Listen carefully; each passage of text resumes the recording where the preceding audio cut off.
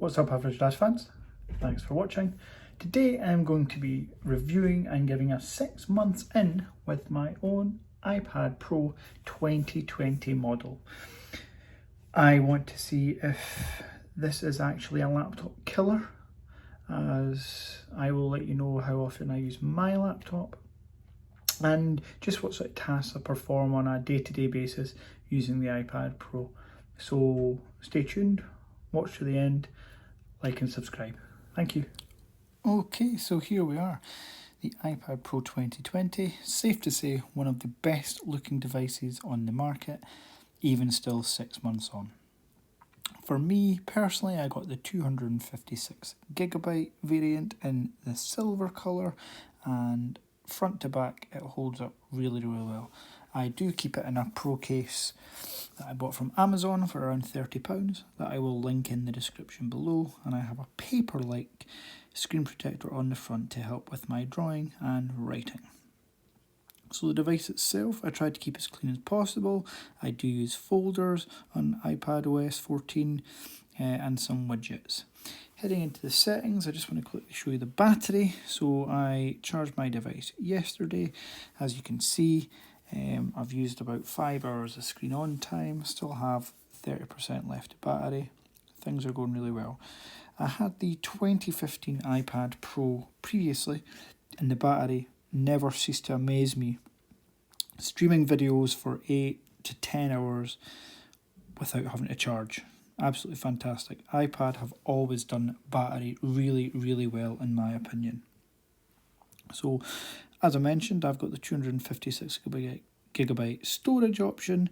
I'm using about 50GB of that, so I've got 200GB left to store. And ladies and gentlemen, when I tell you that I will never fill that, I mean I will never fill that. I have iMovies, music downloaded, 10,000 plus photos and videos, and I'm only using 50GB of storage. How Apple managed to do this in their optimization is beyond me.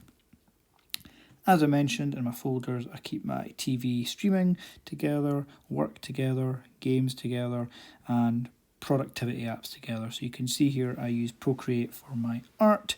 Photoshop, I'm just actually getting into, and Notability for taking notes for work.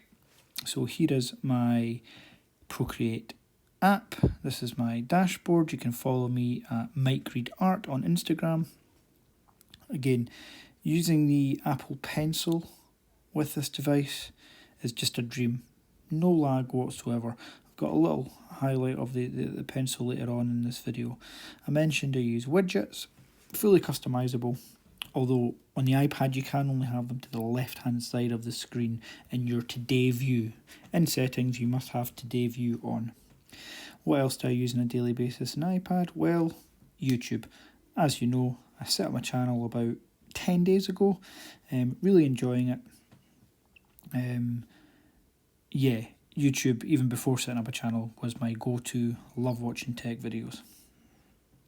So I mentioned I use iMovie to edit my videos. You can see my iMovie library is building up slowly but surely. There you can see Average Dad. Please do like and subscribe. Just wanted to highlight here how quick the iPad scrolls through every frame without any issues. It'll upload a video in minutes, like seconds, depending on the size of the video. I think Geekbench speeds have this quicker than any Android tablet on the market. So still, to this day, outstanding. I talked about at the start of the video, is this a laptop killer? It's certainly a good laptop replacement for any task that you want to fulfill. If you are using Final Cut Pro and you're into 4K streaming or 4K rendering, you will need a more powerful MacBook Air with that new M1 chip, or a MacBook Pro. So here's the pencil. As I mentioned, absolutely no lag whatsoever when using a pencil. Excuse the art, I am holding my phone in one hand and drawing with my left hand. So you can see here, as soon as I touch and start to write, there's no lag whatsoever. I think it's 0.09 milliseconds from touch to ink. If you haven't used Procreate before, I'd highly recommend it. I think it was $9.99 on the App Store, and you get everything with that. It's not a subscription basis, it's $9.99 as a one-off payment.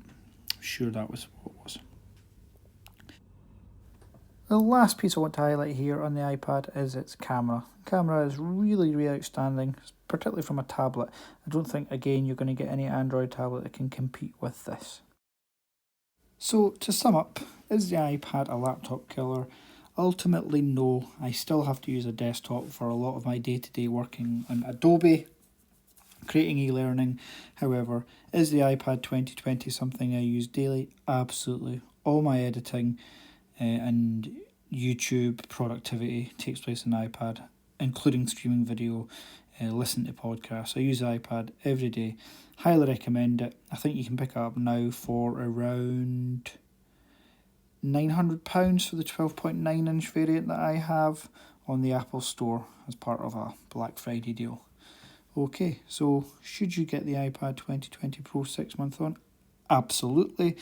However, it's Apple. In March or April next year, there will be an update. I can guarantee you that. And it may even include the new M1 chip or something along those lines. So, yeah, if you go second hand or if you buy a refurbished 2020 iPad, you will not be disappointed, or if you can get a good deal. If you can wait, you may want to wait until March, April, spring next year for the new iPad release. So there we go. That's what I use my iPad Pro 2020 model for. Let me know what you use your iPad for in the comments below. And let me know if you agree with my opinion that the iPad Pro is a laptop killer unless you have dedicated tasks you need to perform on a desktop or a laptop. But again, I've shown that these tasks can be completed mostly on the iPad Pro 2020 model. Okay, so as always, like this video, subscribe to the channel, and I'll have another video uploaded soon. Take care.